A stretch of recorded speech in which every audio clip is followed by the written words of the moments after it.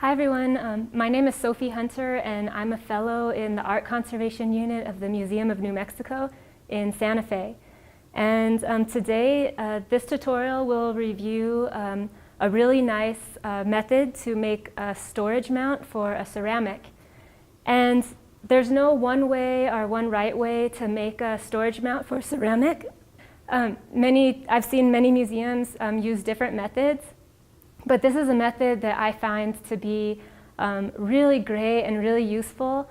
I learned it from Ashley McGrew and Thomas Rosenquist at the Southwest Museum of the American Indian, Autry Center of the American West in Los Angeles, California.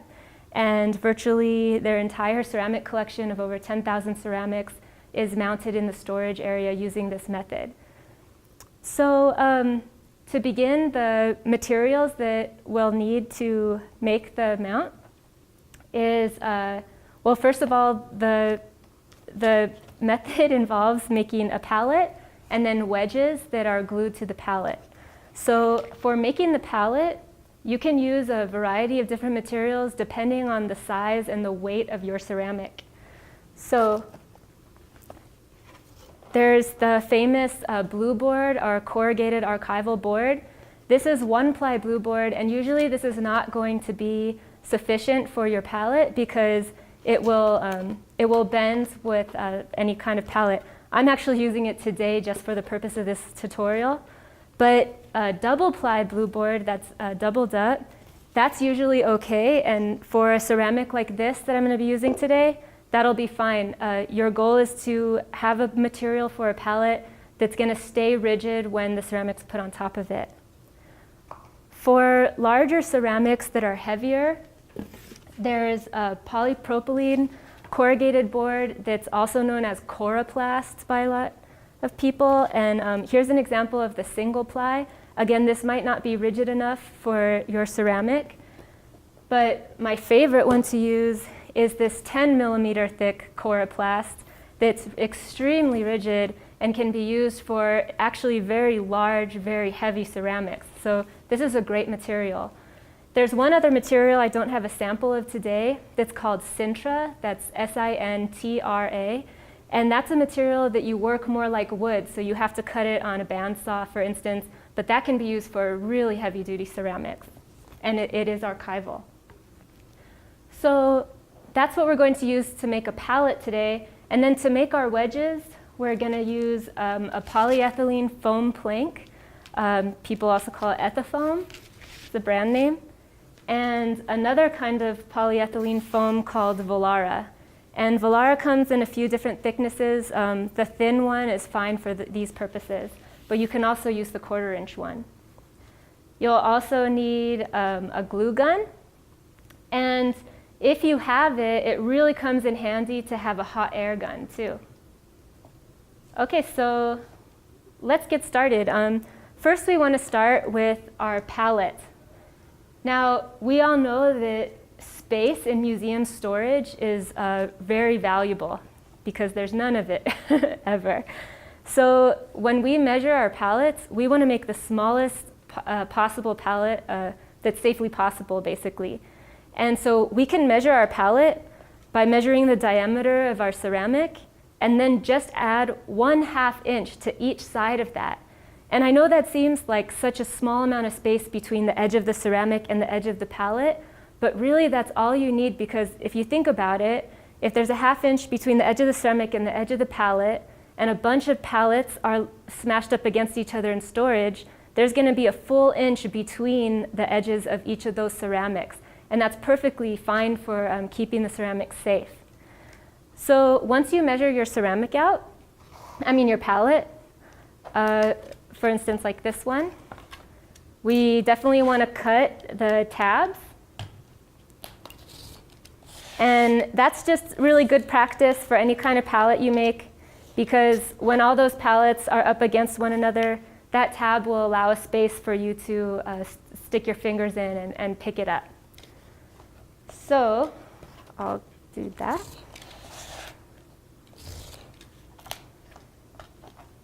The next thing we're going to do once you have that out is we cut out a little circle to put right in the center of that palette, and that's for the bottom of your ceramic, where that's going to sit.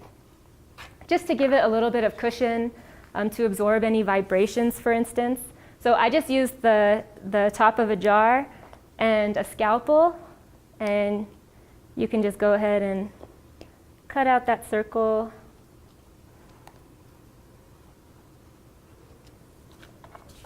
Scalpel's a little dull. Basically like this. And then we just use our glue gun, and we're going to stick that right in the center of our palette, like that. Okay, so now we have our palette with our circle in the center. Now we're going to make the wedge. Now, when we look at the shape of a ceramic, sometimes our intuition for making a wedge is that we need to cut out the shape of the ceramic perfectly. But the problem with doing that is that it's very time consuming to cut out the exact shape of the ceramic, and it hardly ever is a perfect match. So this wedge is so awesome. I call it the super wedge because it has this inverted center, this concave center, and that allows us to make this wedge conform to any surface of any ceramic. And also, because of that concave center, it limits the amount of contact the wedge actually has with the ceramic. And that's great because our goal making storage mounts is to limit the amount of contact the mount actually has with the original object. So to make this wedge, this is how we do it. First, you start with an ethafoam plank.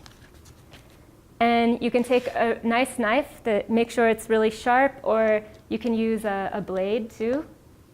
And first you make an incision right down the center that's about 1/2 inch deep. So just like this. Then what we're going to do is we're going to cut it out at a diagonal. So we're going to cut it from the edge of the ethafoam plank just to the bottom of that incision that we made. So you run the knife down this, and then you do it on the other side.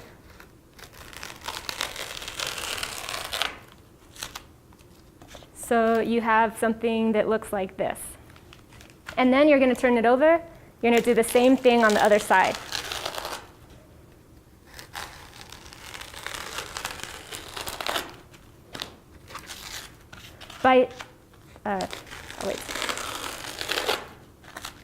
By doing it on the other side too, we're going to get 2 wedges with just 1 cut.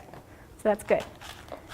Now, although it's okay for ethafoam to make direct contact with an object during long-term storage, it is a little bit abrasive. So it's always a good idea to line your ethafoam with Volara, which is really nice and soft, and it won't abrade your object at all. So a lot of people don't know this, but you can actually fuse Volara to ethafoam using a hot air tool. And this is really great because it's a more consistent bond, and it's a smoother bond than using a glue gun. If you don't have a hot air tool, you can always just use a glue gun to do this. But I'm going to show you how to do it with a hot air gun. So basically, you're going to start, and as soon as you see the ethafoam changing slightly, becoming a little bit glossy, that means that it's ready to stick the Volara onto it. So we're just going to go down, sticking the Volara to it.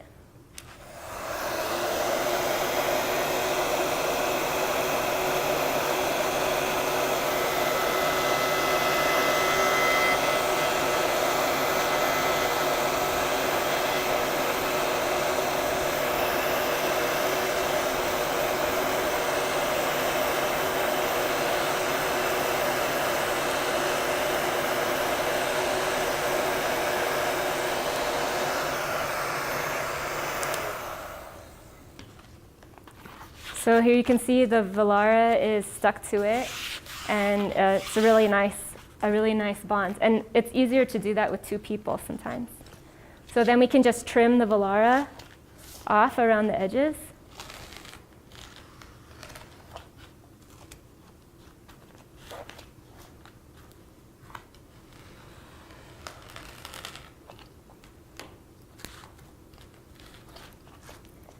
And you're going to do it on the other side as well.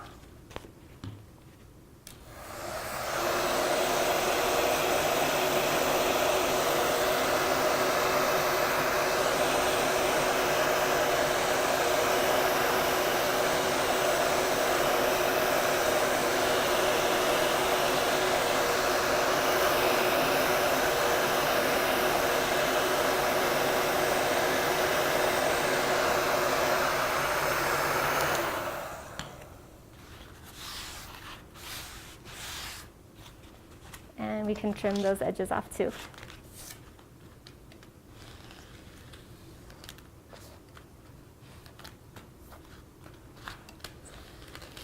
This one's a little sloppy because I'm rushing, but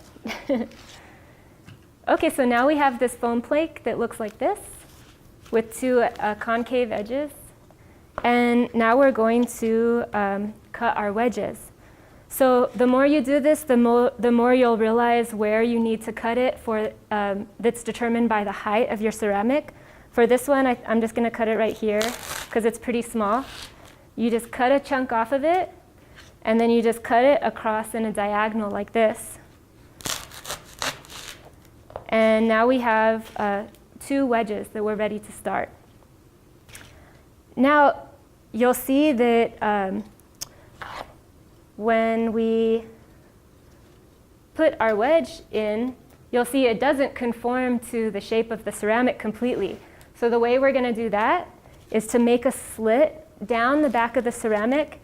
We don't want to go through this Velara, but we're going to make our slit just right under the Velara. So just, oh, it went through, but I'm going to do it on this one. My knife is dull. Just like that. And we're not going to go all the way down to the bottom, but just right before you hit the bottom of it. And then, you know, we all have a lot of Ethaphone scraps around every museum, so you can just use some of those Ethaphone scraps to make just like some little extra wedges. And then the way we do this is you put the wedge up against the ceramic, and then you use those extra Ethaphone wedges. You just insert them into that slit until the wedge conforms perfectly with the ceramic. So that's pretty good right there. Once you have the shape of your wedge, you can just go in and put a little bit of glue in between each one of those.